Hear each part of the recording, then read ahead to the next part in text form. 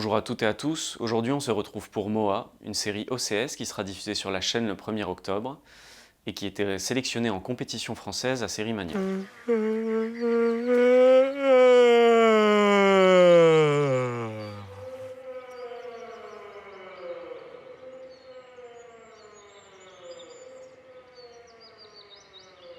Moa, c'est une série produite par Empreinte Digital, qui est une société de production française que vous connaissez peut-être, et qui s'est illustrée en bousculant un petit peu le genre et le format de la série française depuis quelques années. Ils ont notamment produit Tank, Trauma sur 13e rue, la série à la Memento, Mission, qui a déjà 2 saisons et qui s'est beaucoup exportée à l'étranger, et puis vous les connaissez aussi peut-être pour Marianne, la série française d'horreur de Netflix. Cette fois, et comme à leur habitude, Empreinte Digital nous embarque dans un univers totalement différent, celui de la préhistoire, pour une série en 26 minutes, la marque des OCS Signature, une série qui se passe à la fois de dialogue et de musique.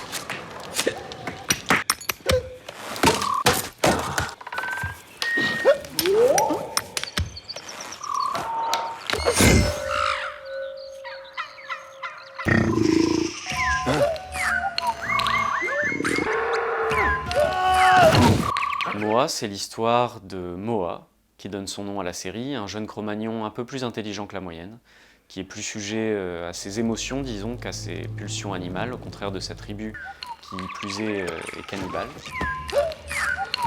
Moa va devoir trouver sa place au sein d'une époque compliquée et d'une tribu qui l'est encore plus. Le résultat, c'est qu'on y croit, et c'était le premier pari réussi de cette série, rendre crédible ce plongeon dans le passé, à la préhistoire.